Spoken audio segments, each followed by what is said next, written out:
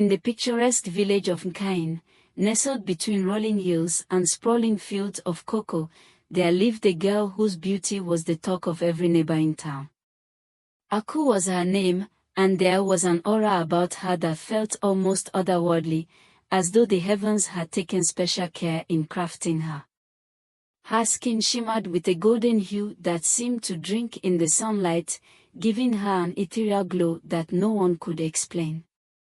It was said that when she walked in the open fields, even the dew on the cocoa leaves sparkled brighter in her presence. Her eyes, deep and glimmering like twin stars caught in a night sky, seemed to hold secrets of a realm far beyond the world they knew. And her laughter, oh, her laughter, was more than just a sound. It was a melody so pure and enchanting that it could stop birds mid-flight, as if the earth itself paused to listen. From the day she was born, Aku's arrival was steeped in mystery. Her mother, Efua, had struggled for years to conceive. Many nights were spent at the sacred grove of the goddess Nyamua, where Efua offered prayers and sacrifices, begging for the blessing of a child. When Aku was finally born, on the night of a rare lunar eclipse, the villagers whispered that she was no ordinary child. The midwife who delivered her swore that the room had filled with a strange, golden light as Aku took her first breath, and the air had carried the faint scent of blooming flowers, even though it was the middle of the dry season. But there was something else, something the midwife hesitated to share. Aku had been born with only one arm, her left side ending just above the elbow. The elder women in the room gasped in confusion, for they could not recall such a birth in all of Nkyene's history. Yet, despite this, her beauty was breathtaking, as though the gods had carefully balanced what they had taken with extraordinary gifts. Some believed her missing arm was not a flaw but a sign of divine purpose, a mark of someone destined for greatness. Others whispered of curses, of ancestral wrongs that had somehow marked the child. Her father, Quadul, dismissed the latter rumors, choosing instead to see Aku's birth as a miracle. "This child is a gift from the heavens," he said firmly, cradling her in his arms. "Her beauty, her light, it will shine upon Nkyene like a blessing." Still, as Aku grew, the family chose to keep her left side hidden. Whether it was to protect her from the cruelty of a judgmental world or to preserve the mystery of her divine aura, no one could say for sure. But as the years passed, one thing became clear to the villagers: Aku was no ordinary girl. Her presence, her laughter, her radiant beauty, they were proof enough that she was touched by something far beyond the ordinary. And though her missing arm remained hidden beneath flowing robes, it only deepened the sense of wonder and suspicion that surrounded her. Yet, despite her beauty and charm, Aku carried a deep, unspoken secret. She had been born with only one arm, her left arm ending abruptly just above the elbow.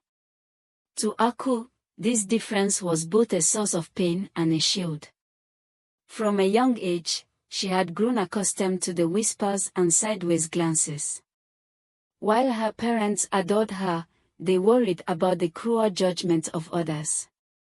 They had taught her to conceal her arm with long, flowing robes that draped over her shoulders and covered her to the wrist.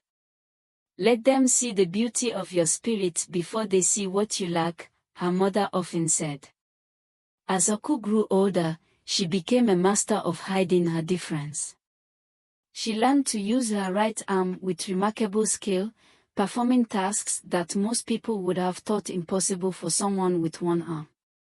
She carried herself with such poise and elegance that no one dared question her long sleeves. But while she moved through life with confidence, she never let anyone too close. Deep down, she feared that if anyone discovered her secret, they would see her as incomplete, unworthy, or broken. The village of Nkyene was a place where beauty was prized, but perfection was demanded. The villagers, for all their warmth, were quick to notice flaws and even quicker to spread rumors. Though Aku was admired by all, whispers often trailed behind her. "She's always hiding something," a woman would say as Aku passed, her emerald green robe swaying gently in the breeze. "Why does she wear those long sleeves, even when the sun is scorching?" another would ask. Still, no one could deny Aku's allure. Suitors from across the region came bearing gifts of gold, silks, and promises of devotion, but Aku turned them all away. She knew the truth, and the truth terrified her. No matter how grand their words or offerings, they would leave once they saw what she hid beneath her robes. But everything changed one fateful evening during the annual harvest festival. The festival was the pride of Nkyene, a time when the villagers celebrated the bounty of their fields with feasting, music, and dancing. Lanterns hung from the trees, casting a warm glow over the square, and the scent of roasted yams and spicy soups filled the air. The village drummers played a rhythm so lively that it seemed to pull people into a dance whether they wanted to or not. That night, Aku wore a flowing green robe embroidered with gold. As the music swelled, she stepped into the center of the square and began to dance. Her movements were mesmerizing, as if she were a river flowing between the beats of the drums. The crowd fell silent, watching her with wide-eyed admiration. Among them was a young man, his gaze fixed solely on her. Prince Kwesi was a man of noble bearing, tall and regal even in the simplest of garments. As the heir to the kingdom of Unveiling, he was accustomed to the weight of responsibility and the constant scrutiny of court life. Yet, for all his privilege, Quasi had grown weary of the endless political intrigue and the superficial flattery that surrounded him. He longed for something real, something untainted by titles or expectations. Disguised in a plain tunic and with his royal crest left behind, he ventured to the quiet village of Nkyene, hoping to find solace among the simplicity of its people. It was during the harvest festival, amidst the glow of lanterns and the rhythm of jubilant drums, that his eyes fell upon Aku. At first, it was her movements that caught his attention. She seemed to glide across the square as though the earth itself bent to her will. Her robes, a deep green adorned with golden patterns, flowed behind her like rippling water. But it wasn't just her physical beauty that held him captive, it was her presence. There was something about her that seemed to pull the very air around her into harmony. Every smile she gave, every turn of her head, carried an unspoken power that left him. "She moves like the wind," Quasi murmured to himself, his voice tinged with awe. "Surely, she is no ordinary woman." For the rest of the evening, Quasi found himself unable to look away. The villagers danced and laughed around him, but his world had narrowed to Aku. When their eyes met, just for a fleeting moment, it was as if the noise of the festival dulled, leaving only the two of them in the silence of the moment. She held his gaze, her star-like eyes seeming to see into the depth of his soul, and then she turned away with a soft, knowing smile. By the following morning, Prince Kwesi's mind was made up. No disguise could shield his true intentions now. He gathered the villagers in the square, the very place where he had first seen Aku, and revealed his identity. Gasps echoed through the crowd as they realized the humble stranger was the future king of Unveiling. The women clutched their heads in disbelief, while the men nodded in respect. But it was Aku's face that he sought amidst the crowd, and when he found her, he declared boldly, "I have come to Nkyene and found not just beauty but grace, not just elegance but a spirit that has captured my heart. I intend to court Aku, for I believe she is destined to stand beside me as my queen." The announcement sent ripples of excitement through the village like a stone dropped into a still pond. Children ran home to tell their parents, and elders whispered prayers of thanks for what they saw as a blessing upon Nkyene. But not everyone shared in the joy. The women of the village, many of whom had spent years preparing themselves to catch the eye of a prince or nobleman, were livid. Their carefully embroidered dresses, their practiced smiles, and their charms had failed them. And yet here was Aku, a woman who kept to herself, mysterious and guarded, winning the heart of the prince. Why her? Akojua, a bold and outspoken villager, spat bitterly as she stood among a group of women. What does she have that we don't? She barely speaks to anyone, and no one knows what she hides under those long sleeves. Another woman, Oma, chimed in with a nod. It's true. There's something about her that doesn't sit right. She must be hiding something. How can someone so perfect not have a single flaw?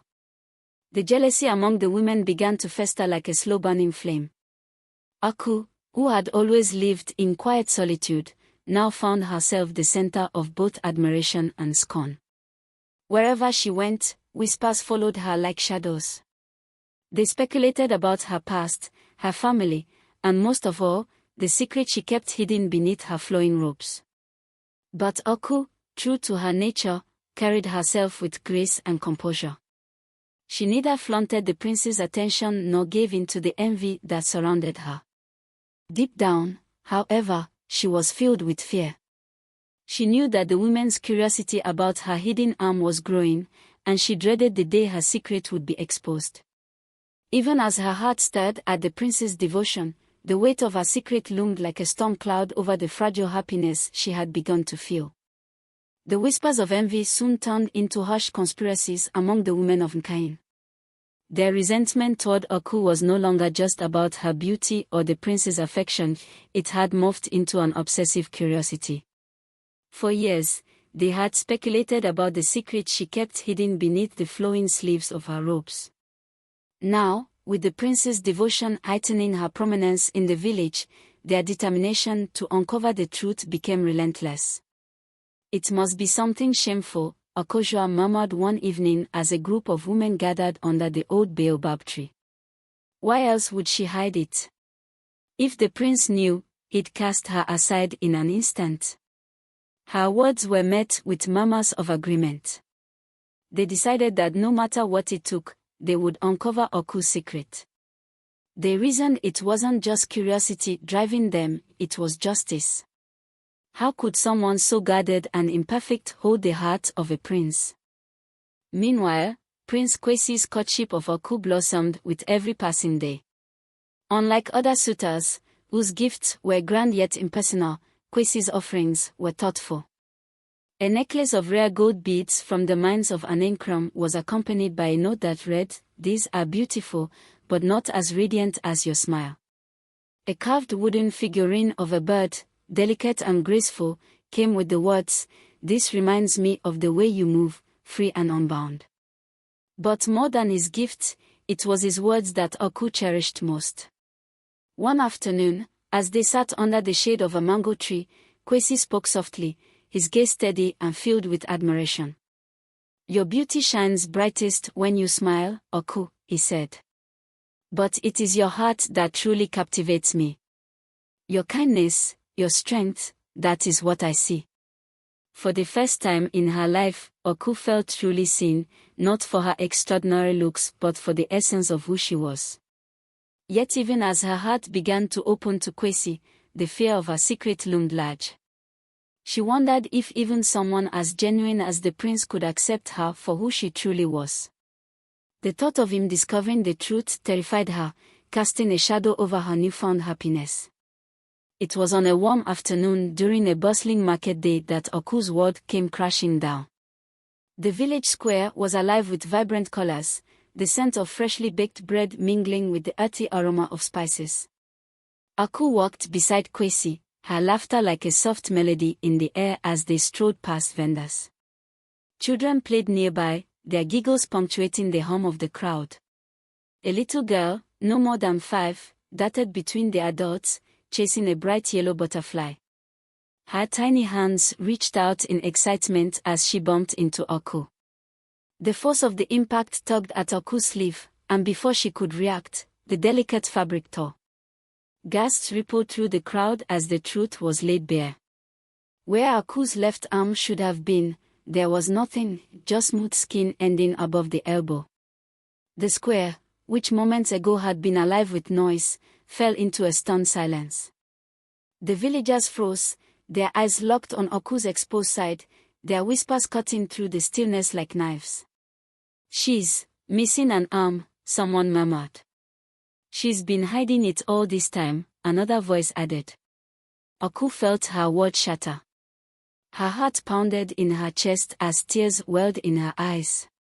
She turned to Kwesi, her voice trembling. "Now you know," she said, barely audible. "This is the truth I have hidden. If you wish to live, I will understand." Love unwavering. Kwesi stepped forward without hesitation, his expression unchanging. Slowly, he knelt before her, taking her remaining hand in his. "Aku," he said, his voice steady and full of warmth, "your beauty is not in your arms, nor in any outward perfection. It is in your heart, your courage, and the light you bring to those around you. I have loved you for who you are, and this changes nothing." The villagers, still frozen in shock, watched in disbelief as Kwesi stood beside Aku with unwavering devotion. Then, something extraordinary began to happen. A warm, golden light enveloped Aku, starting at her shoulders and spreading outward like sunlight piercing through clouds. The light grew brighter, warmer, and more radiant, forcing some villagers to shield their eyes.